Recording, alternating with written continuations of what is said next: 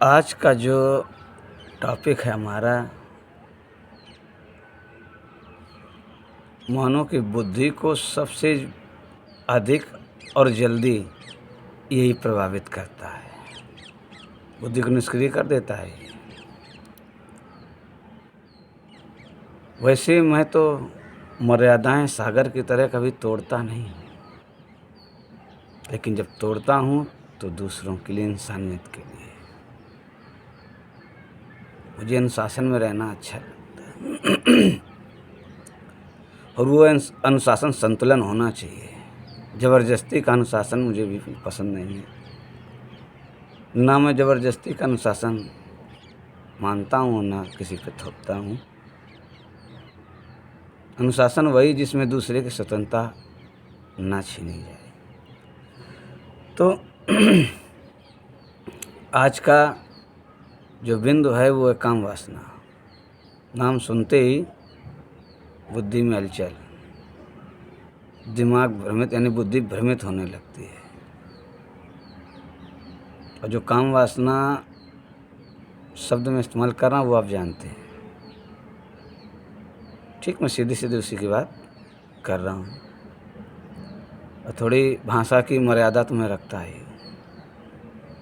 जो शब्द मुझे बोलने में बेचैन करता है मैं उसे फिर बोलता नहीं हूँ।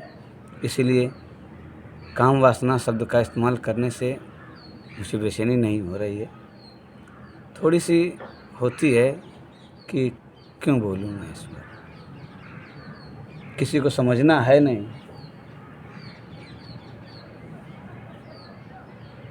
किसी को समझना है नहीं। फिर अंतर्मन कहता है नहीं, बोल दो, शायद किसी को समझ में आ जाए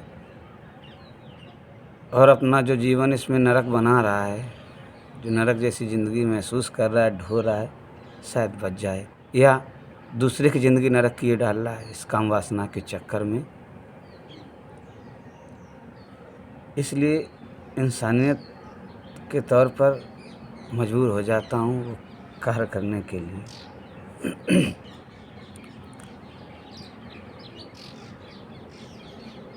ये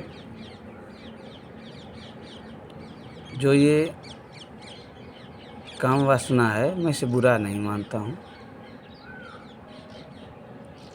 और काम वासना तब तक अच्छी होती जब लोग नेचुरली होती है, और जैसे नेचुरली ख़त्म यानी उसकी अति होते ही वो दूसरे को पीड़ा देगी, ये निश्चित है। जब मानव में इसकी अति हो जाती है तो वो नारी के साथ दुराचार करता ही है। उसकी तकलीफ़ को समझता नहीं, करेगा वो। जब उसकी ऊर्जा शांत हो गई तो वो सोचेगा कि नहीं सोचेगा, इसका कोई वो नहीं। पर जिसके साथ दुराचार हुआ उसको तो तकलीफ़ हो गई ना।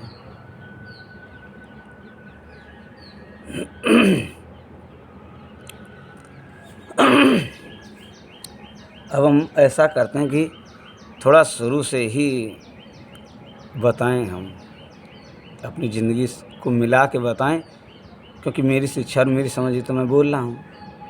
क्या क्या मुझे शिक्षा मिली और क्या समझ रही है मेरी, यही बात तो है। थोड़े थोड़े पॉइंट निकालते जाएं और आपको समझाने का हम प्रयास करें और देखते हैं कि आप कितना समझ पाते हैं। पहली बात, मैं अपने कहानी में बता चुका हूँ कि मैंने बचपन में एक स्वप्न देखा था। तो जब वो पार्क में लड़का लड़की बात कर रहे थे तो एक एहसास मिला था स्वप्न में। वो नॉर्मली ही बात कर रहे थे, आराम से, क्योंकि जो काम वासना की पूर्ति की प्रक्रिया है वो तो मैंने उस समय बचपन में देखी नहीं होगी, क्योंकि वो हमारे इसमें थी नहीं।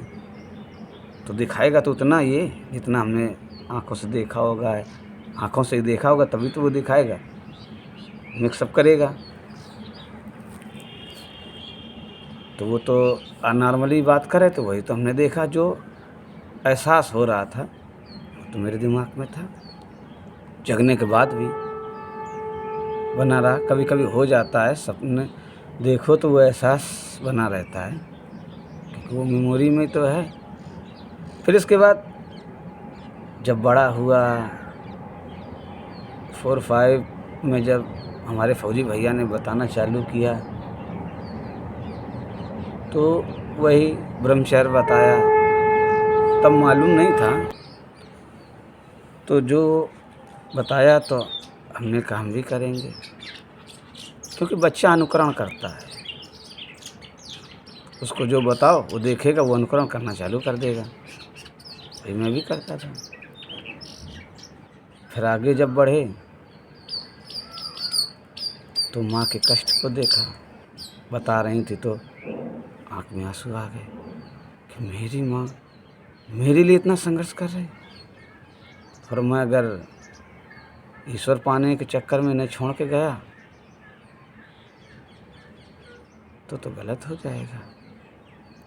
मैंने कहा मेरी माँ सच्चाई पे चल रही हैं और सच्चाई के लिए इतना परिश्रम कर रही हैं। अगर इन्हें सही ना मिला तो ये तो सच्चाई से इनका वो हो जाएगा। अरे सच्चाई पे चलने वाला तो बेकार ही होता है। मैंने निर्णय लिया, मैं माँ को तो छोड़ के जाऊंगा ही नहीं। ईश्वर पाना तो यहीं पाऊंगा।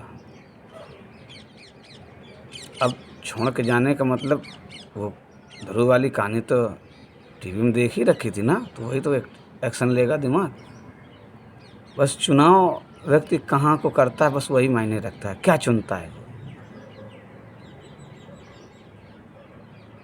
दो रास्ते ही हो जाते हैं, दो वस्तुएं रख दो तो उसमें एक चुनना है, तो चुनेगा, तो उसकी समझ पे ही तो निर्भर होगा। तो मैंने निर्णय लिया कि ऐसा कोई काम नहीं करूँगा जिससे मेरी माँ को तकलीफ हो, क्योंकि मैं माँ के प्रेम को समझता था। मैं जानता था अगर माँ ना होती तो मैं कैसे, फिल्मों तो देखा था, भगवान के नाम पे दे दे, बाबा अल्लाह के नाम पे दे दे, और फिल्मों में ये देखा था कि जिनकी माँ नहीं होती पिता दूसरी शादी कर लेता है। तो इतना तो दिमाग चलता ही था, संयोग बस जैसा समझो चलता था तो चलता था। तो फिर मेरा क्या हाल होता, मेरा भी यही हाल होता। बच गए। तो माँ के प्रेम को समझा, और जो माँ के प्रेम में एहसास मिल रहा था वो भी मैं समझ रहा था। अब जो टीवी सीरियल में देख रखा था कि प्रेम तो सच्चा होना चाहिए, अब प्रेम सच्चा होना चाहिए, ऐसा कोई काम करना नहीं जिससे माँ को तकलीफ हो। ब्रह्मचर्य का पालन भी है ईश्वर पाने में।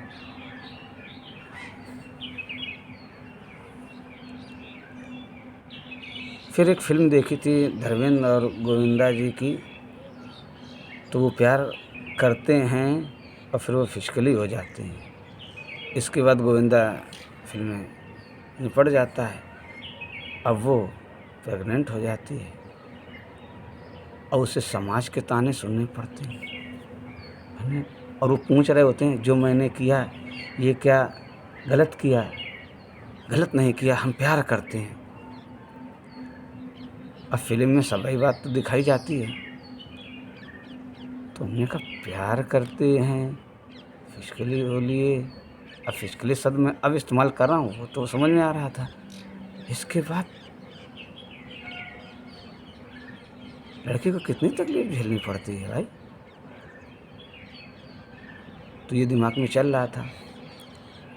और मम्मी ने बताया था कि अपनी बहन बिटिया की इज्जत दूसरी बहन बिटिया के बराबर होती है, वहाँ की बात दिमाग में थी।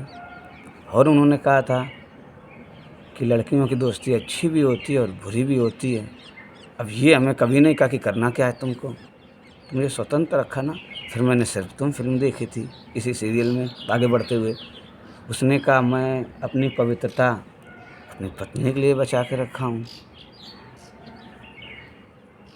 तो सब ये ऐसे दिमाग में चलता था। समाज में तो देखते थे, फिल्मों में भी देखते थे। तब हाई स्कूल में थे तो हमने सोचा किया तो किया जाए, कैसे बचा जाए, कैसे अपने प्रेम को शुद्ध रखा जाए।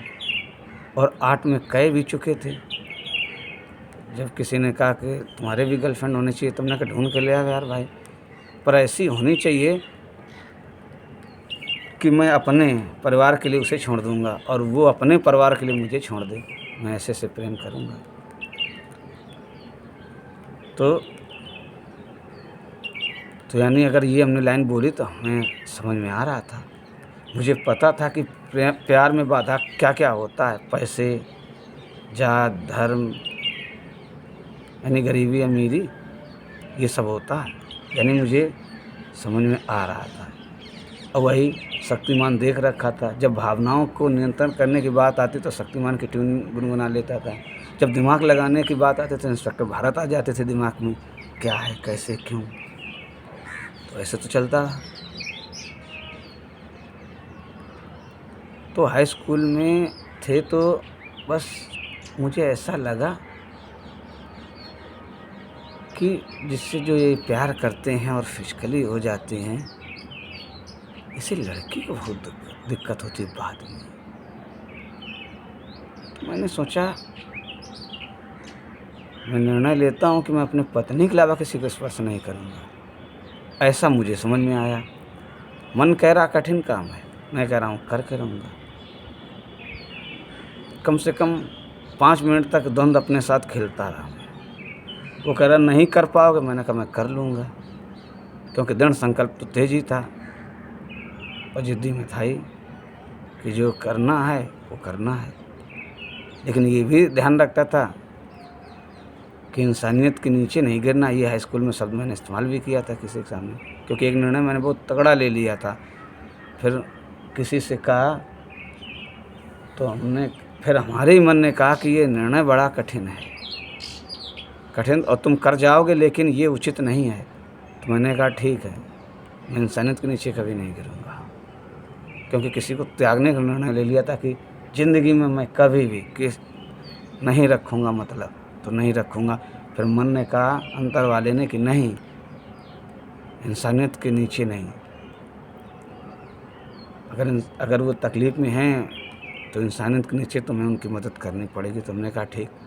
तब से मैंने निर्णय लेना बंद कर दिया, कठोर निर्णय लेना बंद कर दिया। तो बस वही द्वंद्व चलता रहा कि अपनी पत्नी के अलावा मैं स्पर्श नहीं करूँगा। यानी हमारे दिमाग में फिट चला गया, चाहे मेरी प्रेम का ही क्यों ना हो, लेकिन दिशा हमारी बस अपने लक्ष्य की ओर था। इंटर में भी एक एहसास हुआ, मन ने कहा कि तुम्हारे पास दिमाग की कमी नहीं है, बशर्ते अपने दिमाग का इस्तेमाल सदैव लोगों की भलाई के लिए करना। तो मैंने कहा बिल्कुल, मैं अपने दिमाग का इस्तेमाल स्वार्थ के लिए नहीं करूँगा।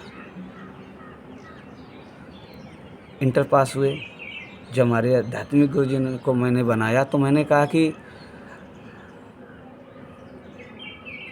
क्या ईश्वर पाने में नारी बाधक है? तो कहने लगे नहीं। और इसके पहले जब मैंने सोचा था कि अपने दिमाग का इस्तेमाल लोगों की भलाई के लिए करूँ, तो अंतर्मन कह रहा था बस थोड़ा लड़कियों से बच के रहना। वो यही बात वो कह देता, ठीक। तो जब गुरुदेव ने कहा कोई बाधक नहीं है, तो हमने कहा ये तो बिल्कुल ठीक है, क्योंकि मैं भी यही सोच रहा था। क्यों अधूरा अधूरा सा महसूस होता था कि नहीं, कुछ तो गड़बड़ है, कि आखिरकार सही क्या है, ठीक। इसके बाद तो अब हमारे पास फिर ऑप्शन, अब क्या, जब नारी बाधक नहीं है। और एक लोगों ने हाई स्कूल में उसको कहा कि ये कर, फिजिकल हो, समाधि की ओर बढ़। तो मैंने उनसे कहा गारंटी लो, गारंटी लो, फिर हम बताएं। कहने गारंटी नहीं, तो बस, तो हमने उनको वहाँ साइड में कर दिया था। अब गुरुदेव ने हमारे जो कहा कि बाधक नहीं है, फिर हमारे पास 2 रास्ते। फिर हमने कहा उस प्रेम का मैं क्या करूं? फिर अंतर मन ने कहा कि नहीं, तुम्हें ये निर्णय तो ये निभाना पड़ेगा, ये ज़रूरी है, ऐसा कहा। और 9th में हमारे गुरुजी ने, एक लोगों ने कहा था कि बेटा तुम सदैव अपने मन की करना। तो हमने कहा, पूछा ही था कि मन तो खराब होता है, आत्मा की सुननी चाहिए। तो उन्होंने कहा था नहीं, तुम्हारा मन ही तुम्हारी आत्मा है। उन्होंने इतना तक हमें समझा होगा, क्योंकि भाई वो शिक्षक थे, बीएड भी किए थे, तो मनोविज्ञान तो जानते ही होंगे। तो इतना जब ये था तो मैं दिमाग वैसे ही काम करता था। अब मैंने अपनी बात इसलिए बता दी कि जब मैं बोलूँ तो आपको समझ में आए, क्योंकि आप भी मुझे अपनी तरह तोलोगे। अब ये हालात क्या हैं कि अब जब भी वो बात, लड़के क्या शुरू से ही जिस चीज़ के लिए मना करते थे वही काम वो करते थे। जब मैं लड़कियों की बात नहीं सुनता था तो साइड में सुनाते थे। मतलब हर तरीके की बात बोलते थे साइड में। तो कान तो हमारे हैं ना भैया, ऐसा गया दिमाग में गया। पर बच कैसे जाते थे? वो यही एहसास, ये संकल्प,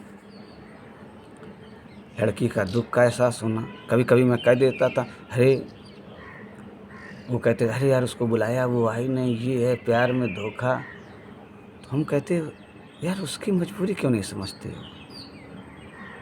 सबको तोड़ ताड़ के वो तुमसे मिलने आ जाए, उसे मिलेगा क्या भाई? गाली गलौज मार कुटैया, घर वाले उसे पीटेंगे लड़की को।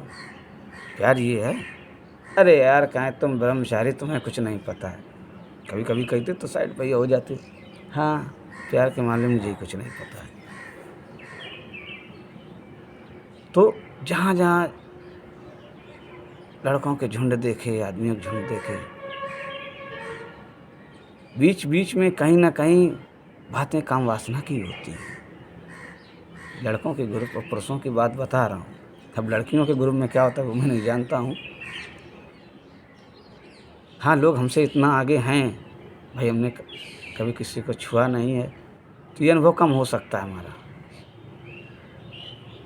लेकिन छूने के पहले का अनुभव सब है, किसी को छुआ नहीं है।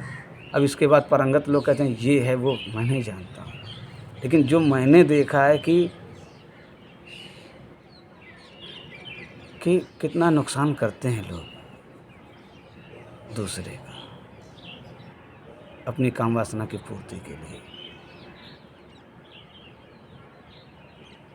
अब हम तो ऐसे हैं कि भैया कोई दारू पी के नलिया में घुसा पड़ा है तो हम इतना तो सीख लेंगे कि दारू पीने के बाद दशा यही होती है। इतना तो मैं अंदाज़ा लगा सकता हूँ ना। तो जो ये लोग फिजिकली हो जाते हैं और इनके हालात देख के तो समझ में आता है कि हालात तो यही होते हैं आखिरकार। अब मैं पूछना चाहूँगा, दुनिया में सबसे नियम इस काम वासना पे ही लगे हैं, यानी घातक बना रखा है इसको। सबसे ज़्यादा नियम इसी में बने हैं। अब भाई मैं कंफर्म तो नहीं कहूँ, लेकिन मुझे लगता है कि सबसे ज़्यादा नियम इसी में बनाए गए हैं। क्योंकि पूरी 100% बात मैं कहूँगा नहीं, क्योंकि सब तो पूरी दुनिया का व्यवहार और ये सब मतलब ज्ञान तो मैंने ले नहीं रखा है कि कौन से देश में कैसा इसके प्रति नियम है। लेकिन एहसास होता है कि सबसे ज़्यादा नियम इसी पे बने हैं, इसकी पूर्ति में, रोकने में ये आ ही जाते हैं। तो अभी तक मैं जो इतनी उम्र हो गई यही देखता आ रहा हूँ। नज़रें मिली, आई लव यू बोला, फिजिकल हो गए। हमें भी बीच बीच में कभी बता दिया जाता था, कहना प्यार नहीं किया हमने, प्यार में ऐसी लड़की से प्रेम करना चाहता हूँ, पर मैं पत्नी के अलावा किसी को स्पर्श नहीं करूँगा। जब लोग मेरी पत्नी नहीं बन जाएगी मैं छू नहीं सकता हूँ, फिजिकली हो ही नहीं सकता हूँ। अब की भाषा में फिजिकली, उसमें तो छूना ही बोलते थे। कहले नहीं यार ऐसी नहीं मिलेगी और भाग जाएगी। मैं भी फिर कम थोड़ी भाग जाए, क्या मतलब है न कि नार प्रेम करेंगे शुद्ध नहीं ना। तो आप सोचिए कि आखिरकार शादी क्यों बनाई गई है, क्यों रिश्ता शादी के बाद ये कहा गया है? कोई कारण तो ही होगा ना, क्योंकि सबसे ज़्यादा दिक्कत नारी को होती है। पुरुष चाहे जितने के साथ फिजिकली हो जाए कोई फ़र्क नहीं पड़ता, पर नारी एक को नहीं छोड़ सकती। क्या ये समानता का हनन नहीं है? ये नहीं तो हुआ। लोग एक तरफा देखते हैं, नारी की पीड़ा कहाँ समझते हैं। तो ऐसे ही जब कह देते थे, अरे यार अब भी बैठो, 10 बातों में 8 बात काम वासना वाली। अरे जब बीएड कर रहे थे तो हमारे जो मित्र हैं जो कह रहे थे, दिलीप तुम्हारा हृदय बड़ा कोमल, उनसे 1.5 घंटा हम बात करके उन्होंने पूछा, दिलीप शादी नहीं करोगे? अरे हम लोग शादी की बात तुमने कैसे पूछ ली, क्या कारण? कहा 1.5 घंटा बात हो गई, तुमने एक भी बात लड़की के विषय में कही नहीं। तो हमने सोचा, हमने कहा यार हमें को जरूरत ही नहीं पड़ी यार, हम बात कर रहे थे अध्यात्म में, मन के विषय में, हमने कैसे जरूरत ही नहीं पड़ी। तो हमने कहा ठीक है, शामिल कर लिया करेंगे। अब तब से शामिल करना चालू किए। तो क्या है, प्यार यही है ना भाई। एक मैं सोचता हूँ कि प्यार ऐसा होना चाहिए। अब आखिरकार क्यों मैंने स्कूल में ऐसा निर्णय ले लिया था कि पत्नी के अलावा किसी को स्पर्श नहीं करूँगी, चाहे प्रेम का क्यों ना। शायद मैं समझता था कि इससे नुकसान अधिक लड़की का होता है, तो मैं वहाँ लड़की के लिए भी डिफेंस कर रहा था। मैंने अपनी काम वासना को आगे नहीं रखा, लड़की की तकलीफ़ को रखा कि उसके बाद समाज में क्या होता है। मैंने कहा प्रेम तो मैं सच्चा ही करूँगा, जिससे किसी को घाटा ही नहीं होगा। यहाँ तक कि जब सीरियल में दिखाया गया कि उनको छोंक ज़्यादा तकलीफ़ हो रही है, तो मैं इससे भी मुझे कहा नहीं यार, अपने से किसी को मुँह में बांधने ही ना दो, इतना कि वो जब बिछड़े तो तकलीफ़ हो, क्योंकि मिले हैं तो बिछड़ना तो तय ही है। ये काम वासना का खेल है। मैंने उसे संतुलित कर लिया। कैसे? वो पत्नी के अलावा किसी को स्पर्श नहीं, ये संतुलन में चला गया। और मन हाई स्कूल में हमसे कह रहा था नहीं मन ऐसे नहीं जीतना है, जिस तरीके से तुम चलते जा रहे हो। किसी की बात भी नहीं माननी है कि कोई तुमसे कह दे कि ये कर लो तो मन जीत जाओगे, ये घर छोड़ के चले जाओ मन जीत जाओगे, ये कर लो ना, का मानना नहीं है। क्योंकि आसमान गिर रहा है, कहाँ गिर रहा है? तो वो हमें अंदर वाला ही गाइड करता रहा कि ये ऐसा है। और थोड़ा और बता दें कि काम वासना आँखों से ही पता चलती है। और मैं इससे बचने के लिए क्रोध को हावी कर देता हूँ। ये बात मैं कछाट से ही जानता था कि मैं इसे क्रोध को जहर समझता था, तो इसको भी जहर समझता था। हमने जहर को काटता है, तो काम वासना एक्टिव होना, क्रोध एक्टिवेट कर देता था, जिससे आंखें थोड़ा भयभीत हो जाती थी। तो ऐसा मैं करता था, दृढ़ संकल्प में थोड़ा क्रोध मिला देता था, काम खत्म। क्योंकि ये बायोलॉजी का भी है कि अगर टेंशन में व्यक्ति हो और उसके जीवन में संकट हो तो काम वासना एक्टिवेट होती ही नहीं है, डीएक्टिवेट हो जाती है। ये बायोलॉजी का है। बायोलॉजी में पढ़ा नहीं हूँ, गलती से एक बार किताब थी उसको खोला तो वहीं पहुँच गए। हमने कहा यार, जिससे जितना भगो वहीं पहुँचोगे। तो फिर मैंने उसको पढ़ा, तो मैंने कहा अच्छा, तभी गौर किया होगा कि एक बार किसी ने नहीं, कहते हैं लड़का, पहले नियम बना रखे थे लड़का लड़के साथ में नहाना, बिजली गिर जाएगी।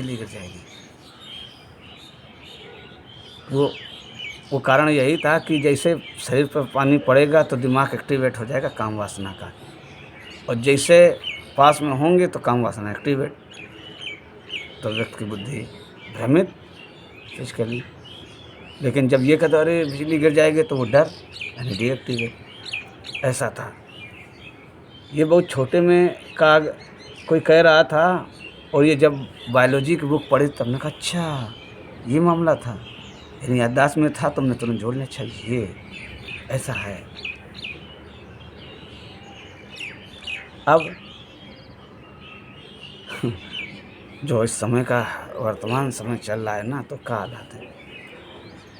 प्यार किया, आई लव यू बोले, फिचकले हुए, बस। मैं सच्चा प्रेम किए, सच्चा प्रेम भैया हो सकता है। हमें भी सलाह दी जाती, 2 चीज़ों की सलाह। क्योंकि दोनों के निर्णय ले रखे थे। फौजी भैया ने कहा था नशा कब करोगे? नहीं। पुड़िया नहीं खाएँगे? दारू? अरे नहीं पिएँगे हम। पक्का? पक्का। नहीं पिया आज तक। हाई स्कूल में पत्नी के अलावा नहीं स्पर्श करना, नहीं करना। और यही दो खतरनाक, हमने खतरनाक से ही पंगा ले लिया। और वास्तविक देखो तो खुद से ही पंगा था, खुद की काम वासना से पंगा था, युद्ध था, खुद के ही लालच से युद्ध था। मैंने खुद के क्रोध से युद्ध किया, खुद के घमंड से युद्ध किया, खुद के मुंह से युद्ध किया है।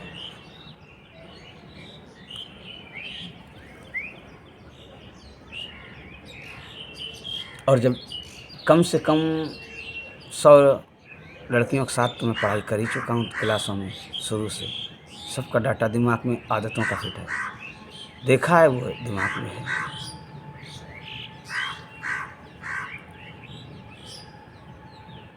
मैं किसी को भ्रमित क्यों करूं? अगर मैं बिगड़ जाता तो मेरी माँ को कितनी तकलीफ़ होती, ये मैं जानता हूँ। तो मैं किसी लड़की की आदत कैसे बिगाड़ सकता हूँ, ये भी मेरे अंदर भाव रहता था। नहीं बिगाड़ सकता,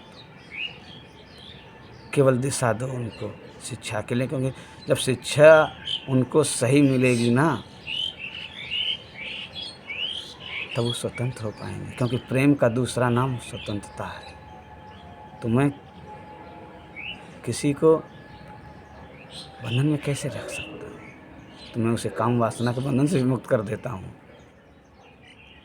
क्योंकि भाई हम पर चाहे जितनी भी निगाह डालो, जब हम ही एक्टिवेट नहीं करेंगे अपनी काम वासना, तो दूसरा एक्टिवेट होने नहीं होता, होते नहीं है। और नजर भी पढ़ना मैं जानता ही हूँ। बस करता क्या हूँ, किसी की आंखों में जब आकर्षणीय प्रेम होता है तो शुद्ध प्रेम को मैं स्वीकार कर लेता हूँ। और जो लालच, क्रोध, मोह, घमंड और काम वासना, वो उसको वहीं छोड़ देता हूँ। क्योंकि एहसास होता है कि जो आकर्षण होता है उसमें सुरक्षा होती है। जब काम वासना सबसे अधिक ऊर्जा पुरुष की इसी में हो जाती है, इसीलिए इसमें अधिक नियम बनाए जाते हैं।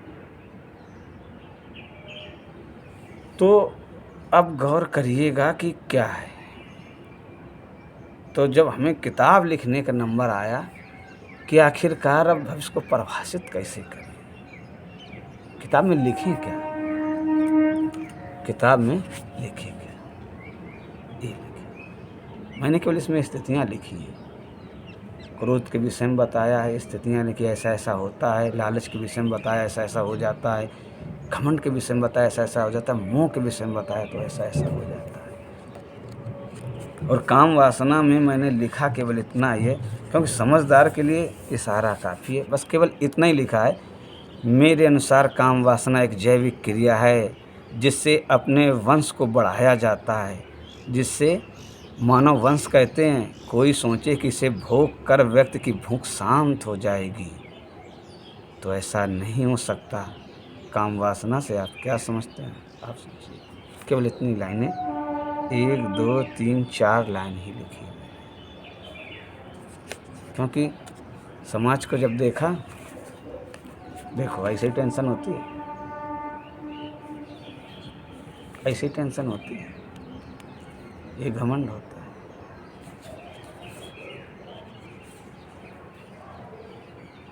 क्योंकि अभी तक जो हमने देखा वही तो है। ठीक, कोई कोई काला टाइट कर दे, ये देखे 25 के साथ फिजिकली हो गए, फिजिकली हुए, ये देखो, ये ऐसा हुआ, वो ऐसा हुआ, मैंने ये किया। लड़के कहते हैं। तो मैंने तो यही निष्कर्ष निकाला कि भूख तो इनकी शांत ही नहीं हो रही।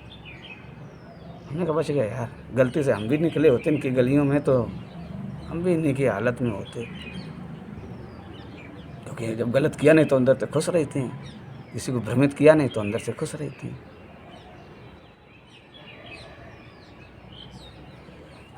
एक चीज़ मैं बता दूँ, ये काम वासना भोग कर शांत नहीं होती है, इसे संतुलित ही किया जा सकता है। अब मेरी बात थोड़ा गौर से सुनिएगा, क्योंकि 30 मिनट का तो वीडियो ही गवाह है और लाइन आखिरी यही बोल रहे हैं। अगर आवश्यकता पड़ी तो और इस पर वीडियो बना देंगे, लेकिन फ़िलहाल समझने के लिए इतना ही काफ़ी है। अब मैं क्या कह रहा हूँ, जिस लड़की ने इस काम वासना की जलन को जवानी में बर्दाश्त नहीं किया, यानी संतुलित नहीं किया, बर्दाश्त ही कहेंगे, और इसकी जलन की पूर्ति करने का प्रयास कर लिया, तो सबसे घाटा लड़की के ही होता है, लड़की को ही होता है। समाज जीने नहीं देता। पढ़ाई छोड़ के हार्मोन डिसबैलेंस हो रहे हैं आपके, हर बैलेंस फिजिकली होके कर लिया आपने, तो आप समझिए, क्योंकि समाज जीने नहीं देगा। और आपने शिक्षा सही नहीं ली, कुछ अर्निंग के लिए हुनर नहीं सीखा, तो आपका जीवन दुख में हो। लोग प्यार करते हैं, लड़के भाग जाते हैं और लड़की को भी बीच में छोड़ के चले जाते हैं। वो लड़की क्या करे, वो लड़की फिर रोती है, फिर सबसे कहती है प्यार नहीं करना, घर की मर्जी के खिलाफ नहीं करना। और वही लड़की उसके पहले जब वो सपने दिखा रहा था तब क्या था, तब ये लग रहा था नहीं, वो दूसरों के साथ हुआ होगा, हमारे साथ नहीं होगा, मेरा बाबू तो अच्छा है। भैया, सबसे सरल रिश्ता निभाना है माँ बाप का।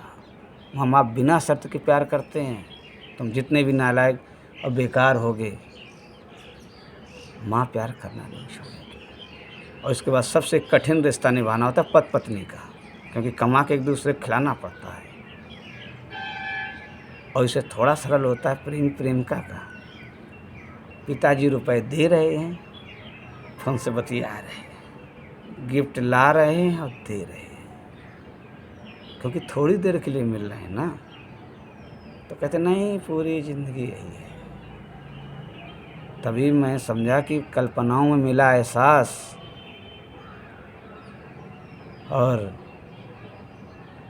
वास्तविकता में पहुंच के मिला एहसास में अंतर होता है। मैंने भी जो एहसास प्राप्त किया था अब देखता हूँ तो बड़ी आफत दिखती है। फिल्मी प्यार अलग है, ज़िंदगी अलग है। फिल्मों में तो थोड़ी देर में आप टॉपर पढ़ाई में हो गए, IAS बन गए। वास्तविकता में IAS बनने में कैसा लगता है? फिल्मों में तो आप रेस तो बिल्कुल मिनटों में 10 किलोमीटर दौड़ गए। थोड़ा रेस लगा के देखो, पता चल जाएगा। फिल्मों में तो बड़ी जल्दी खाना अच्छा व्यंजन बना बैठा रखा है। हकीकत में बना के देखो, खिलाओ, फिर कमी निकाले, फिर देखो क्या होता है। ये एहसास में अंतर होता है।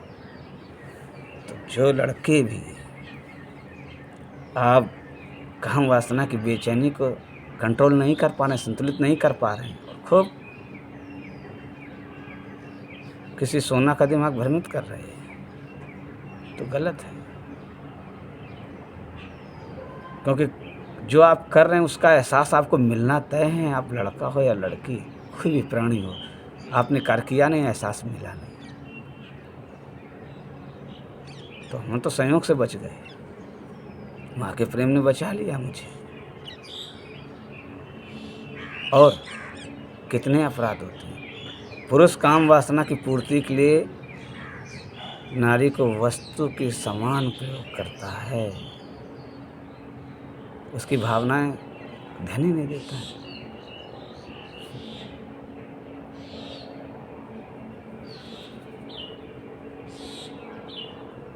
सब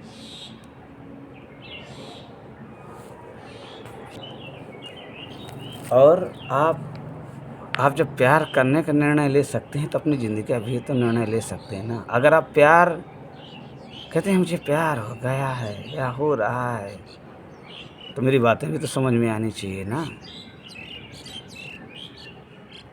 कि मैं क्या कह रहा हूँ। लेकिन नहीं, अब मेरी बातें तुरंत समझ में आएंगी नहीं। जैसे मैं बात कर रहा हूँ, दिमाग इस काम वासना एक्टिवेट, मेरी बातें ख़त्म। ऐसे ही होता है। अच्छा ज्ञान तो आपके पास भी पड़ा है, लेकिन सब डीएक्टिवेट हो जाता है। तो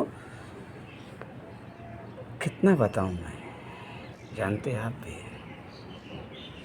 पर बच हम भी गए, माँ के प्रेम ने बचा लिया। हम ही भन्नाते घूमते। थोड़ी एक्टिंग तो गंगाधर की कर ही लेते हैं। ऐसे मैं जान तुरंत जाता हूँ जब भी बात को करता। ऐसे देखा,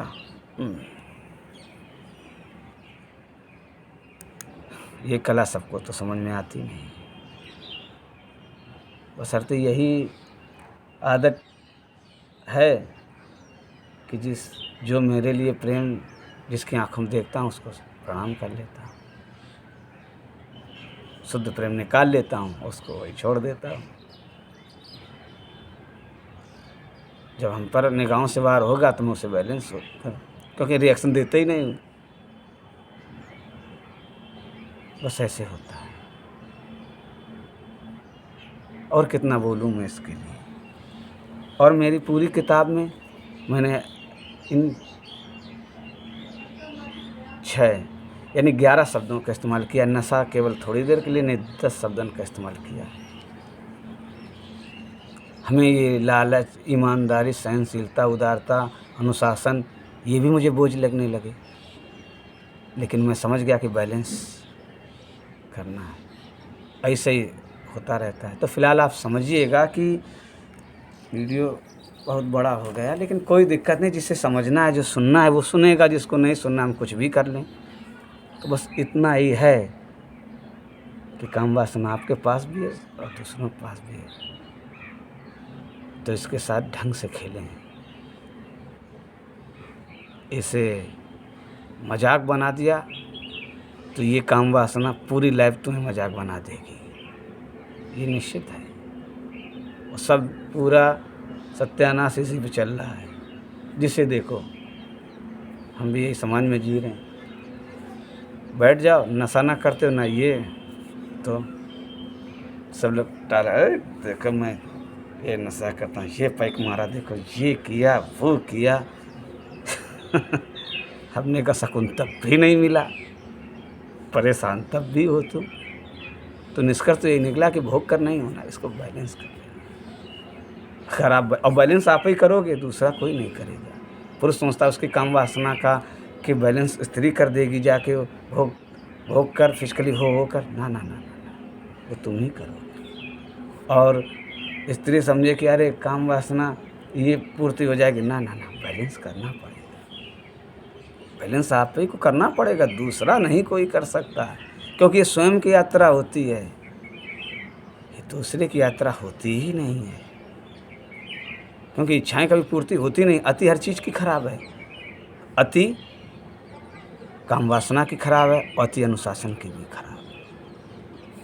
बाल बाल बच गए। नहीं, गलती से हम ये निर्णय लेते मैं शादी नहीं करूँगा, तो मैं शादी भी नहीं कर पाता। मैं तो, क्योंकि ये दिमाग में चला जाता तो वही हालत होती। जब ये दिमाग में चला गया कि पत्नी के अलावा स्पर्श नहीं करना है, तो जब ऐसे बच गए, अगर ये कर लेते तो। और हमने जिन 2 कलाकारों को देखकर सीखा है, उनमें खैर एक ने शादी कर ली, इंस्पेक्टर भारत जो सुदेश वेदी सर जी हैं, और मुकेश खन्ना जी ने तो अभी शादी नहीं की। तो ये हालत है। तो क्या सीख रहे हैं, क्या करना है, ये आपकी समझदारी पर निर्भर। देखिए, कर्म आप करेंगे, चुनाव आपका है, हमारा नहीं। वो आपने जो चुना है वो आपको मिलना है। बस अब इतना ही बता दें इसमें। अब आगे अन्य टॉपिक में बताएंगे। जब भी कभी ज़रूरत होगी, जब भी ऑनलाइन आएंगे तो पूछोगे तो बता सकते हैं। फिर इसमें चर्चा में अधिक करना पसंद नहीं करता हूँ कि कोई मतलब नहीं ज़्यादा होता है। तो समझ लीजिए कि आप क्या करें, क्योंकि आप जो कर रहे हैं ना वो आपके दिमाग में वही गठरी ढोते घूमोगे। जो लोग कायदे से फिजिकली बहुत फिजिकली हो जाते हैं शादी से पहले, तो गठरी तरह बोझ ढोते घूमते हैं, क्योंकि उन्हें पता था उन्होंने ऐसा किया है। मुझे कहते हैं अरे जल्दी शादी कर लेते भैया, 21 साल के बाद शादी कर लेते, फिजिकली होते रहते, क्या मिलता है? क्या नहीं लोग करते हैं, फिर भी भटकते घूमते हैं, अपनी पत्नी छोड़कर फिर दूसरे को देखते हैं, कहीं ये भटकते रहते हैं। तो वही है, संतुलन करना पड़ेगा। और इसके पहले क्या ठीक है, शादी कर लो, अरे कर लेंगे यार भाई। 4 साल पहले कर लेते तो कौन से झंडे गाड़ लेते, अब कौन से उखड़ जाएंगे झंडे। ये तो हमें भी तो अपन समझ में आता है ना, सबको अपने अपने तरीके से बता देता। फिलहाल आपकी ज़िंदगी है, आपको क्या करना है, आपसे अच्छा बेहतर कोई नहीं जानता, क्योंकि सुकून सब चाहते हैं इस दुनिया में, सुकून सब चाहता, बेचैनी कोई नहीं चाहता, बेचैनी सब बचना चाहते हैं। ठीक है, अगले वीडियो में मिलते हैं। आपने देखा इसके लिए धन्यवाद। थोड़ा इस काम वासना पे गौर करिएगा, फिर बताएंगे कैसे कैसे और ये होता है। ठीक है, मिलेंगे अगले वीडियो में, ख्याल रखिए।